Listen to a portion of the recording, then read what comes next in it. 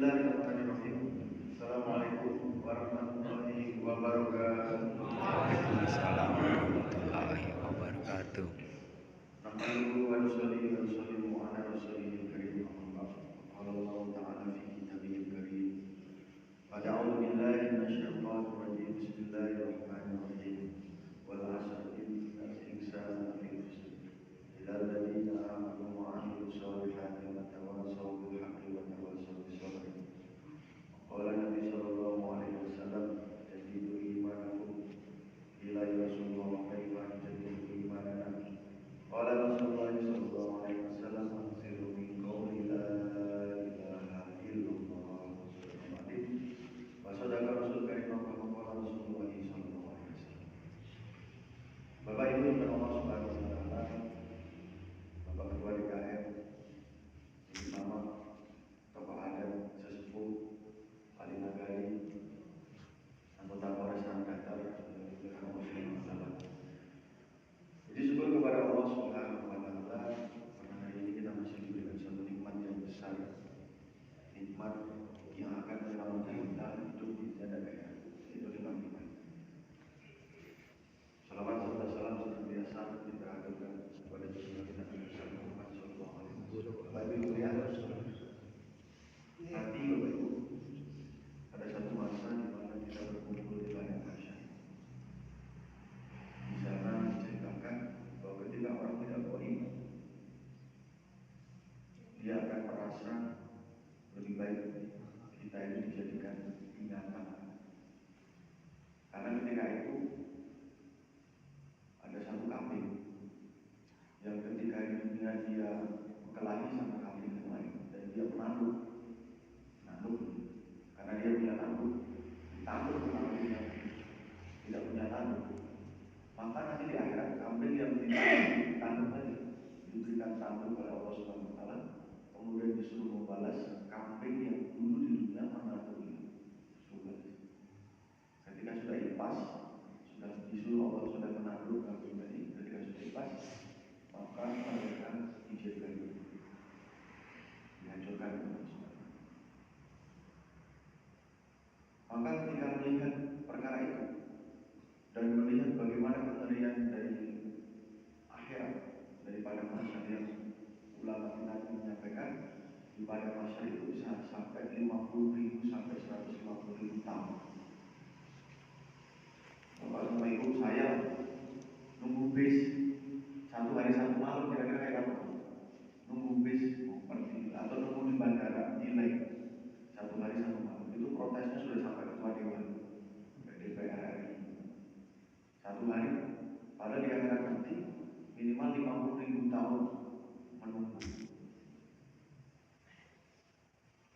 Maka melihat seperti tadi, maka orang kafir yang tidak membawa iman untuk mengatakan, ya Allah sesungguhnya lebih baik kami dijadikan burung saja. Faqala ya laitani kuntu turaba. Itu saking mengerinya ya pada manusia.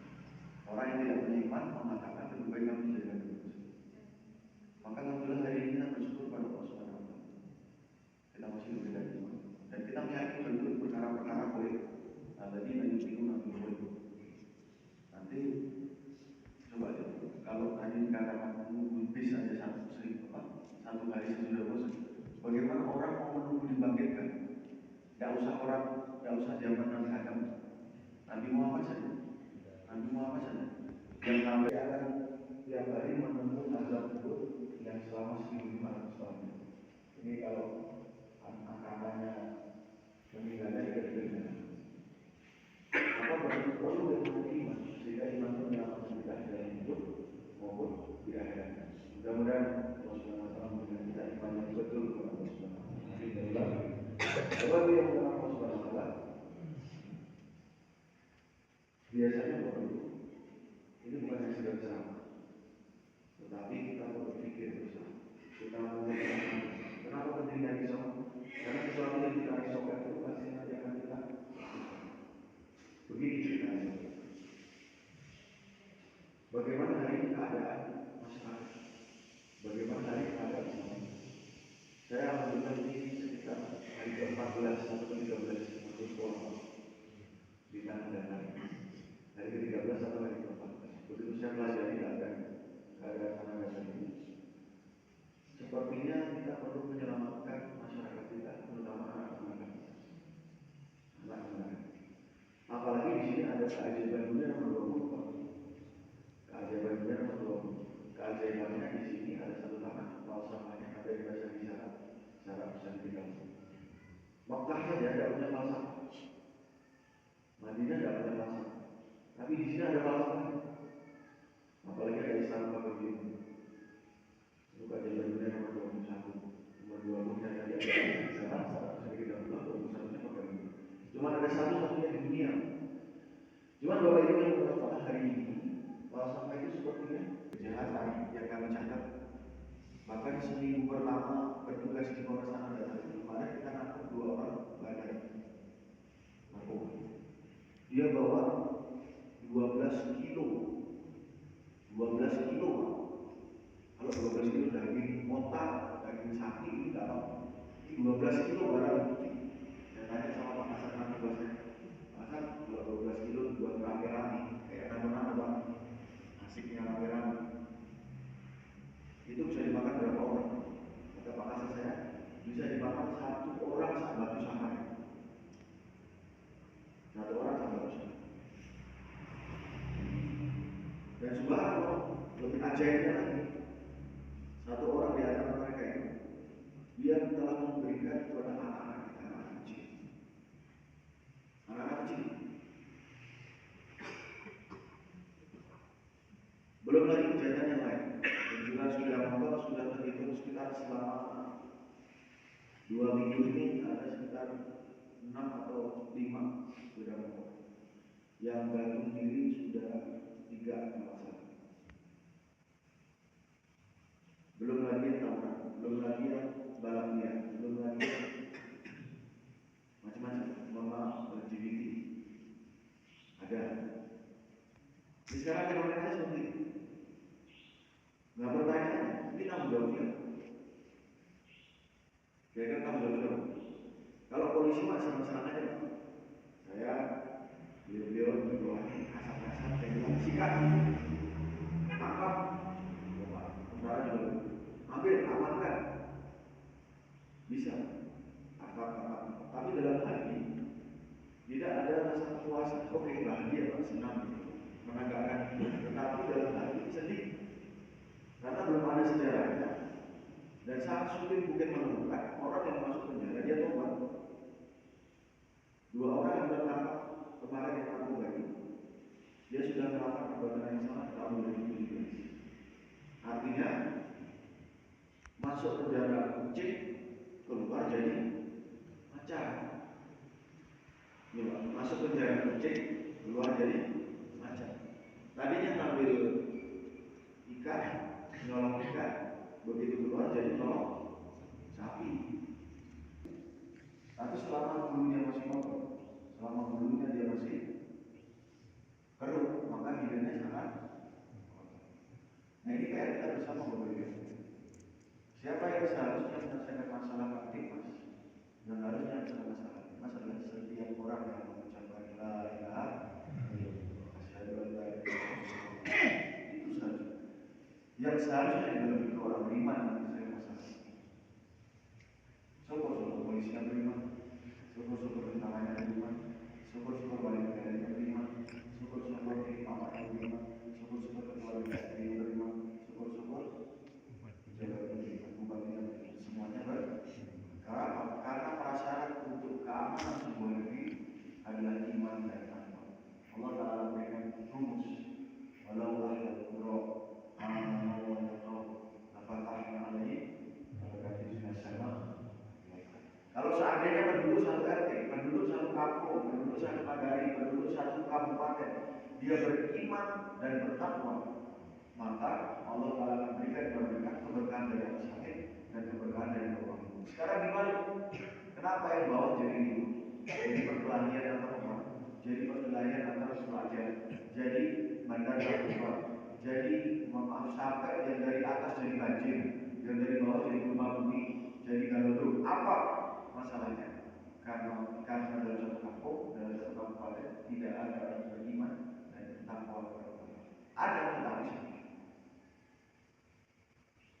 kita aja Pak, punya anak, nah kemarin dipanggil, ini anak 5 kali gak datang, kira-kira kita bagaimana? Kesel, marah. Kalau orang Jakarta maaf ya, dipanggil gak datang 5 kali, apalagi sampai 1 hari gak datang dipanggil, dia bilang oh dasar anak setan, gitu loh. Kalau anaknya setan, bapaknya setan, iblis. Sampai keselnya. Cuman kan Allah nggak begitu. Cuman Allah mau kasih perhatian saja, Allah mau kasih peringatan. Makanya dikasih peringatan. Dipanggil gak datang kayak ini, hamba saya ini orang pengertian, maka dikasih perhatian. Apa dikasih perhatian? Dikasih batu gunting dari dulu. Sebenarnya peringatan buat kita, karena apa? Dipanggil sama Allah nggak datang. Ada dalam sini, hayya sholat, mari sini akan diberikan ke nah, yang datang berapa? Kayaknya imbang polisi tentara sama bapak-bapak umumnya kayak imbang. Harus Prabowo presiden hari Selasa jam 9 pagi, dipanggilnya jam 9 pagi. Bapak satu kampung datang ke Jakarta, datang ke istana jam berapa? 7 pagi hari Senin. Jam 7, tidak mungkin jam 9. Kalau jam 9 dibilang sama protokoler dimarahin sama pas-pampres tolak. Betul ya? Ini yang manggil yang ngasih kuping, yang manggil yang manggil yang ngasih nafas, yang manggil yang ngasih rezeki. Dipanggil jam 4:30 subuh, datangnya jam berapa Pak? Ada yang tidak datang. Coba begitu. Ini kan berarti iman saya ini rusak, begitu tidak bisa membedakan siapa yang manggil kan begitu. Dan inilah keadaan kita, sehingga akhirnya dengan adanya iman yang rusak ini penyakit masyarakat lebih banyak. Akan jadi berjamaah lebih banyak. Jantung sangkap, betul ya? Masjid itu jantungnya mampu. Coba lihat, mohon maaf, mungkin kalau bapak ibu mendengar stroke, hanya itu gambar. Stroke itu gambarannya adalah tidak berfungsinya pembuluh darah dan juga yang memompa. Ada yang disebut dengan baik yang kurang sempurna, ada yang disebut dia ini jantung yang bengkak segala macam. Tetapi intinya ada di pembuluh darah. Pembuluh darahnya dia mengalami penyakit. Boleh Pak orang stroke diajak lain di ciuman? Boleh? Tidak boleh, tidak bisa. Susah. Boleh diajak makan sate padang 1 hari 3 kali? Tidak boleh. Dan kasih santan. Bahkan Idul Fitri tidak boleh makan karena bisa memperparah penyakit. Tidak bisa Pak. Nah, masjid adalah jantungnya apa? Apa jantungnya? Masjid. Apa darahnya? Jamaah. Apa pembuluh darahnya? Pembuluh darahnya jalan-jalan dari rumah ke masjid, masjid ke rumah, rumah ke masjid, masjid ke rumah, rumah ke rumah, rumah ke rumah, mengajak mereka masuk ke dalam masjid, balik lagi ke rumah, balik lagi ke masjid. Itulah pembuluh darahnya. Nah kalau sekarang di dalam masjid darahnya nggak ada, kalau di luar pembuluh darahnya nggak ada, bahkan mengecil itu jalan-jalan ke masjid, maka kampung itu dalam keadaan apa yang terjadi kalau orang musuh? Narkoba, LGBT, kenakalan remaja, anak-anak berani sama orang tua, bahkan anak bunuh orang tua sendiri, orang tua menikahi anak kandung sendiri, pencurian, pembunuhan, berkelahi satu sama lain, penganiayaan. Yang terjadi seperti itu kalau kamu kita sendiri. Maka sebenarnya yang bisa menyelesaikan masalah aktivitas adalah orang-orang beriman. Caranya bagaimana? Caranya sehatkan jantungnya, sehatkan pembuluh darahnya, selesai masalah. Masalah selesai, sehatkan pembuluh darahnya. Jadi akhirnya tanggung jawab untuk mengembalikan setiap orang pergi ke masjid. Maka angkat tajuk itu kembali ke surau, sehingga Pak gampang nanti ukuran kira-kira Pak. Kalau dia ini sholat subuhnya saja sama seperti sholat hari raya Jumat. Kalau sholat hari raya Jumat, sholat hari Jumat masih ada musafir. Ya. Kalau sholat hari raya Idul Adha masih ada yang pulang kampung. Tapi kalau sholat hari raya dan Idul Adha, sepertinya itu asli penduduk sini, penduduk Jorong sini.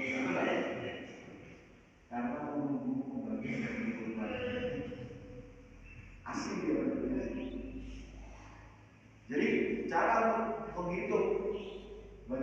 masjid kita ini ramai dengan penduduk, maka kita ukur secara kasarnya dia sama dengan ketika sholat hari raya itu.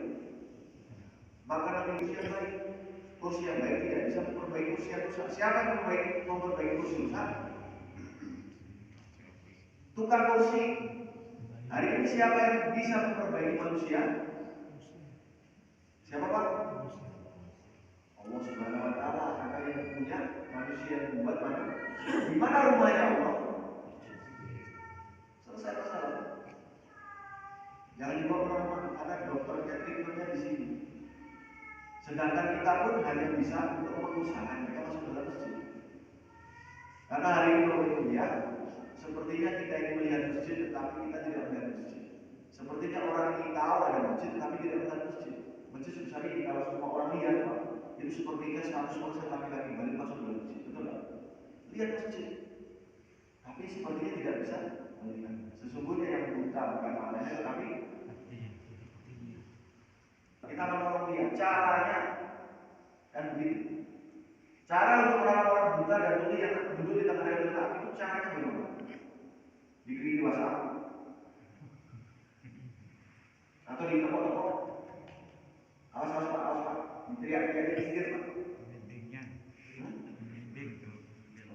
Kalau Bapak lakukan kan dikiri WhatsApp, dikasih baliho, kasih bendera, awas mungkin di tepok-tepok, dipanggil-panggil. Yang ada Bapak dikatakan gila. Bapak gila ya, tidak ada orang buta sama tuli. Bapak juga tahu. Kok dibegitukan cara menolongnya? Yang ada Bapak dikatakan gila, nggak tahu cara yang terbaik adalah datang ke sana, pegang tangannya, dielus-elus punggungnya, diangkat pelan-pelan, bikin. Itu cara. Nah hari ini sebenarnya saudara-saudara kita, anak-anak kita, keponakan kita ini yang tidak bisa ke masjid, dia tahu ada masjid, dia tahu ada azan, tapi tidak datang. Cara bagaimana cara terbaik menolongnya? Datang ke rumah, pegang tangannya, syukur-syukur bawain apa usah dulu, ngobrol-ngobrol sedikit, waktunya mau azan diajak. Cara terbaik, door to door adalah cara terbaik untuk mengembalikan manusia kembali ke surga. Kalau kelihatan di masjid daripada dia diam tapi di luar masjid. Banyak yang sedang diam Pak. Tapi mohon maaf, akhirnya laki-laki suka menampilkan diam. Lebih baik teriak-teriak di masjid, tidak apa. Tapi kelihatan bisa kita pantau daripada tidak kelihatan, tetapi akhirnya membuat masalah diri. Maka solusi hari ini adalah bagaimana memperbaiki iman setiap diri kita, setiap masyarakat kita, setiap orang kampung kita dengan cara mengembalikan mereka ke dalam masjid. Caranya bagaimana? Door to door adalah cara terbaik untuk membawa mereka masuk ke dalam masjid. Satu kali mungkin tidak bisa, dua kali mungkin tidak bisa, tiga kali mungkin tidak bisa, sampai dia mau masuk masjid. Kalau dulu Nabi Muhammad SAW menyerah, Nabi Taif dilemparin motoran, dilemparin batu menyerah, sudah saya menyerah. Niscaya insya Allah hari ini kita tidak menyembah musuh. Dan karena Nabi tidak menyerah, Nabi berpikir bagaimana setiap orang bisa mengucapkan kalimat la ilaha illallah masuk dalam masjid, maka Nabi terus istiqomah. Sehingga ada orang mengatakan kalau seandainya Nabi seserap sendalnya itu dikasih cat merah yang basah, maka seluruh negeri Arab, seluruh di kampung Mekah, maka seluruhnya berwarna merah. Siapa yang didatangi? Orang yang didatangi seperti Abu Bakar didatangi, orang yang didatangi seperti Abu Sufyan didatangi, orang yang seperti Abu Thalib didatangi, orang yang seperti Abu Jahal menentang sekali utusan didatangi. Karena jahil itu tahu tapi sengaja, tahu tapi sengaja. Ada tembok putih dicoret-coret sama dia. Coba kalau ditanya, kamu tahu nggak ini tembok ini harusnya tak boleh dicoret-coret? Dia bilang tahu, tetapi karena jahil dia sengaja dicoret-coret. Grafiti. Ada anak remaja lulus SMA, tahu bajunya ini mahal, seragamnya bisa diturunkan ke adiknya, tapi karena dia jahil dicoret-coret untuk pesta naik motor segala macam nggak pakai helm. Kalau ditanya, kamu kan sekolah, betul nggak? Sekolah kan harusnya dia tahu kan, karena dikasih ilmu sama gurunya di sekolah. Tapi kalau ditanya tahu nggak kalau baju kamu itu harusnya bisa diturunkan ke adik kamu, dirawat baik-baik, jangan dicoret-coret. Dia bilang tahu. Tapi karena jahil, dia sengaja melakukan. Nah, zaman jahiliyah itu zamannya seperti itu. Dia tahu tapi sengaja. Di zaman jahiliyah, dia tahu ada Allah yang satu di atas langit, tetapi mereka membuat 360 berhala di sekitar Ka'bah. Setelah mereka tawaf di Ka'bah yang besar, mereka tawaf kepada berhala-berhala mereka yang kecil. Itu Pak Jokowi. Tahu tapi sangat. Nah pada saat itu ada nabi. Bukan hanya sekedar ada abuya di sana. Bukan hanya sekedar ada ustadz di sana. Bukan sekedar ada kiai, ketua MUI, tidak. Nabi di sana. Umur 0 sampai umur 40 tahun. Tapi nabi belum bertutur. Apa kuat bukan? Ini harus sudah. Ada nabi di sana. Tetapi nabi belum turun ke alam, belum bertutur, belum dapat wahyu, bukan nabi tidak mau, belum dapat wahyu. Maka umat tidak mau. Mohon maaf, kalau zaman dulu mohon maaf, judi segala macam itu. Bagaimana cara judi? Dua orang dua hero, tapi menerima wahyu pertama. Roh istirofika lagi kolak. Terus lanjut firman yang berikutnya, ya mudasirku fa'amil warahmatullahi wabarakatuh. Orang bersih berikan kamu bangunlah, kamu berikanlah peringatan. Sebenarnya peringatan itu peringatan baru bapak kamu agungkan Tuhan. Maka Nabi SAW datang kepada setiap orang, setiap hati, setiap kepala, setiap jorong, setiap lurah, setiap rumah, setiap orang di sana, setiap jemaah haji. Datangnya satu persatu dengan ucapan ya ayyuhannas qul la ilaha illallah. Kalau kau mengucapkan, kamu meyakini, kamu masukkan dalam hati la ilaha illallah, maka kau akan bahagia orang. Apa kata mereka? Yang tadi sidik amanah tabligh fatona rontok. Kata mereka, gila Muhammad. Tuhan yang jumlahnya 361. Masalah kami gak selesai. Yang satu di atas langit 360 di bawah. Masalah kami gak selesai. Bagaimana kamu akan mengajak Tuhan yang satu? Yang 360 aja gak beres masalah. Kamu ngajak yang satu, gila kamu Muhammad. Makanya majnun dan dusta agama, memecah belah antara bapak dan anak, pengkhianat kepada Allah dan Musa. Gelarnya Nabi dan Allah. Tapi di balik itu, ketika Nabi sudah melaksanakan door-to-door satu persatu orang didatangi begitu, maka hasilnya Abu Bakar masuk Islam, Sayyidina Abu Ubaidah masuk Islam, Abdurrahman bin Auf masuk Islam, Atha bin Abi Waqqas masuk Islam. Pelan-pelan, maka semuanya sahabat pertama kali masuk dalam Islam. Kalau ada air minum merek Aqua, Pak, laki-laki di tanah datar ini kalau ditanya, Pak, Bapak tahu nggak air minum merek Aqua? Dia bilang, saya tidak tahu. Itu kira-kira berapa persen laki-laki balik? 0%. Jadi alias semuanya tahu. Pertanyaan saya, semua orang tahu, tetapi kenapa masih ada iklan? Di TV, di handphone, pamflet, baliho, stiker. Kenapa masih ada iklan? Padahal orang sudah tahu. Memberitahukan sesuatu yang sudah tahu. Kan baik. Kita lihat juga kan kalau ada TV, ada iklan apa, ada dia bisa dengan gampang kasih. Karena orang Aqua bilang, Pak, orang Aqua bilang, saya mau Aqua itu tadi, tetapi saya mau Aqua ada di. Apa buktinya? Coba kita suruh kita beli air.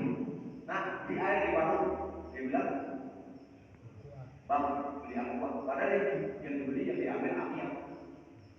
Bukan aku. Itu bukti bahwa Aqua sudah ada di. Sehingga orang Aqua mengatakan, Pak, saya mau Aqua di sini. Sehingga kalau sudah ada di sini, yang tua sudah mati, yang muda bisa menggantikan mereka sehingga saya tidak susah lagi memberikan mereka. Dan akhirnya saya akan langsung berjualan Aqua, pabrik saya makin banyak, orang yang beli makin banyak, duit saya makin banyak. Karena Pak, kalau tidak saya iklankan berulang-ulang, boleh jadi 5 tahun belum ada efek. Tapi mulai 10 tahun, mulai 15 tahun, itu Aqua akan hilang dari peredaran. Yang dari sini tercabut, yang dari sini tercabut. Bapak Ibu sekarang boleh lihat, di mana sekarang ada sabun batangan merek B29. Ada Pak? Di mana Bapak Ibu sekarang? Betul Pak ya? Dulu zaman kecil saya ada sabun batangan merek B29. Mana Bu sekarang? Ada?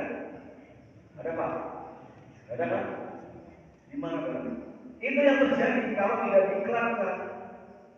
Kan dulu tanah datar, ditanya, Pak, Bapak tahu nggak kalau nggak sholat itu dosa? Kira-kira laki-laki yang bisa menjawab nggak tahu itu berapa persen? Berapa orang yang ketika ditanya kalau nggak sholat itu dosa, dia bilang nggak tahu di tanah datar? Berapa persen? Sama, kalau jawabannya mendekati 0% karena ada laki-laki gila, ada laki-laki yang mau sakaratul maut. Itu angka selingnya. Mendekati 0%. Pertanyaannya adalah, semua orang sudah tahu, tetapi kenapa nggak sholat? Semua orang sudah tahu, tetapi kenapa nggak sholat? Kenapa, Pak? Kenapa? Malas? Bukan. Imannya belum mantap. Imannya belum ada? Bukan. Karena iklannya terhenti. Yang dari sini tercabut, sholat gak penting, Pak. Yang melakukan masjid itu orang-orang yang 40 tahun ke atas, Pak. Oh, di masjid ada tulisannya khusus untuk 40 tahun ke atas. Karena iklannya terhenti. Betul loh? Ada sekarang apa? Yang di masjid hanya mengatakan yang penting saya sholat, yang penting istri saya sholat, yang penting anak saya sholat, cukup. Orang lain gak sholat, urusan dia sama Tuhan dia. Ini bukan orang beriman nanti. Nafsi. Kata Tuhan, saya tidak mau merusak masjid, saya tidak mau memecahkan kaca, saya tidak mau merobohkan atap, saya tidak mau ngambil karpet, supaya karpet, tidak mau ngambil tegel segala macam. Saya mau minta izin satu saja. Saya mau minta izin motong tiang masjid. Boleh, Pak? Motong tiang masjid. Boleh, Pak? Boleh, Pak? Emang ini punya Bapak masjidnya? Pak, itu punya Bapak masjidnya? Kok Bapak larang saya? Saya mau minta izin motong tiang. Maka jawaban kita, Bapak Ibu, ya, masjid ini memang bukan punya saya, tetapi ini masjid orang beriman, orang Islam. Yang kami kumpul di sini, kami ibadah di sini, kami harus pertahankan karena ini tempat umum, ini tempat ibadah kamu. Betul, Pak, ya? Sehingga kita punya tanggung jawab. Jangan sampai. Karena apa? Kalau tiangnya terpotong, apa yang akan terjadi? Runtuh. Betul, Pak, ya? Bapak Ibu yang takut Allah, Nabi SAW sabdakan, kalau ada satu orang dia sholat, dia menegakkan tiang agama. Kalau dia tidak sholat, dia merobohkan tiang agama. Hari ini tiang agama roboh. Banyak orang nggak sholat. Dan Bapak dan Ibu mengatakan, bukan tanggung jawab saya, tanggung jawab PKM, tanggung jawab ulama, tanggung jawab orang masing-masing. Itu bukan saudara muslim, bukan orang muslim. Karena tidak punya tanggung. Coba lihat Nabi SAW ketika mau meninggal, apa yang dikatakan beliau? Umati asolah an-nisa. Maka untuk melihat kalau ingin menjadi umat yang ada misalnya yang betul, kembalikan setiap saudara muslim kita dengan tanggung jawab kita kembali ke surau. Dengan adanya seperti itu, maka ada orang beriman, orang bertakwa, maka negeri kita akan selamat dari bencana, kamtik masakan selesai. Insyaallah ya, Bu, insyaallah ya. Jadi anak-anak kita, anak kita kembali ke masjid. Caranya bagaimana? Dihitung satu-satu. Dikasih batas sana masjid, batas sana masjid, batas sana masjid, batasnya. Yang sebelah sana ikut masjid sana, yang sebelah sana ikut masjid sana, yang batas di sini ikut masjid sini. Kalau ditanya, Pak, berapa jumlah laki-laki balik yang harusnya masuk dalam masjid kita ada mana di sini, berapa, Pak? Berapa, Pak? Belum hitung, Pak. Bapak Ibu ya, itu. Karena kalau kita tahu dulu kita bisa menentukan cara bertindak yang baik.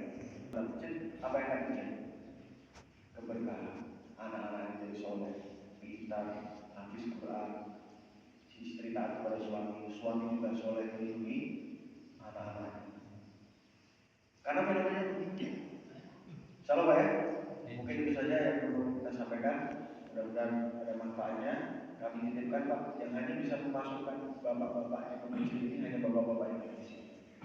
Kalau saya, Pak, satu hari satu masjid di tangan dalam ini ada 422 masjid, Pak. Satu tahun, Pak, nggak selesai. 422 masjid, belum dihitung musola, belum tambah kalau 1 hari 1 tahun nggak selesai. Gitu. Nanti sekiranya kita nanti sudah ini sekitar masjid ke-19 saya kalau nggak salah yang kita datangi, dan semuanya menunya sama. Menunya adalah bagaimana bapak-bapak di setiap masjid punya tanggung jawab untuk door-to-door mendatangi saudara muslim untuk datang ke masjid. Gampang Pak, diajak aja, jangan dipaksa, diajak aja. Assalamualaikum, lagi apa? Lagi sibuk Pak, bentar lagi mau asar, mari kita ke masjid. Gitu aja Pak. Door-to-door saja, door-to-door. Nah, kalau enggak nanti sekali Pak, kalau boleh kita itikaf di sini nginep, ya Pak ya. Nginep, tapi saya nggak pakai seragam. Saya sama Pak DKM, saya di belakangnya Pak DKM. Datang, kita kata, sama itu pas mari Pak ke masjid. Nanti tiba-tiba pintunya dibanting Pak. Cepat. Apa-apaan nih? Tapi kalau pakai seragam, Pak, ada Pak Kapolres, ngajak-ngajak ke masjid, ayo. Itu nggak asli gitu. Tapi kalau kita nyamar, gitu kan, pakai baju koko, gitu, bapak di depan, gitu, jadi kita ke masjid Pak. Ya, mudah-mudahan nggak ada yang nyetak batu gitu Pak ya. Kalau dulu nanti dilemparin batu itu. Tapi itu sunnah. Maksudnya apa? Itu adalah perbuatan yang kita kerjakan. Maka dengan itu ya, tugas kita dipenuhi. Apa tugas kita? Yang pertama, siang hari kita mendatangi mereka, kita mengenalkan Allah kepada mereka. Malam harinya dibalik. Malam harinya kita mengenalkan mereka kepada Allah. Siang harinya kita kenalkan Allah kepada mereka, malam harinya kita kenalkan mereka kepada Allah. Tadi pagi saya datangi Pak Agus ya, belum mau ke masjid ya, mudah-mudahan memberikan hidayah kepada mereka. Siang harinya kita datangkan, kita kenalkan Allah kepada itu tugas kita sama-sama. Itu saja mungkin yang perlu saya sampaikan secara pribadi. Mari kita kembalikan saudara muslim kita ke masjid surau kami kembali ke surau, karena yang hanya bisa memperbaiki adalah Allah Subhanahu wa Ta'ala. Kita hanya bisa menjemput Pak. Hari ini orang jualan panci saja pakai sales. Ya Bu ya, jualan panci pakai sales. Betul Bu? Oh panci Bu bisa dikredit 5 kali sales. Masa agama nggak pakai sales? Hanya di mimbar begini. Kemarin Bu 1 tahun peringatan Galuh, saya datang. Dikasih nasihat bagus sekali. Buya siapa di sana? Cuma ada satu yang kurang seret di hati saya. Ini kalau orang sudah datang ke masjid, mendengar seperti itu, imannya makin bagus. Makin tahu dia kalau ada apa harus sabar, itu Pak ya. Makin tahu dia kalau dia ada apa harus kembali kepada Allah. Pertanyaan saya, yang nggak datang ke masjid, apakah tersampaikan pesan ini? Kan begitu. Nah sekarang kalau kita pikir, apakah bandar narkoba ke masjid pergi sholat subuh berjamaah? Apakah pelaku kejahatan pergi ke masjid sholat berjamaah? Tidak, itu yang jadi masalah. Maka dengan adanya door-to-door, nanti kita akan ketemu dengan yang memberi hidayah bukan kita tetapi Allah Subhanahu. Karena sudah pernah ada orang terburuk di muka bumi berubah caranya, berubah menjadi orang terbaik di muka bumi. Siapa? Umar radhiyallahu. Penjahat kelas kakap yang digelar laknatullah alaih, mau membunuh Nabi, tetapi dengan adanya kerja Nabi dijemput oleh Nabi, maka menjadi orang terbaik di sisi Allah Subhanahu wa Ta'ala. Apa buktinya? Buktinya makamnya Umar di sebelahnya. Jadi mari kita jemput Bapak Ibu, anak-anak kita jangan sampai terlewat satu. Siapa tahu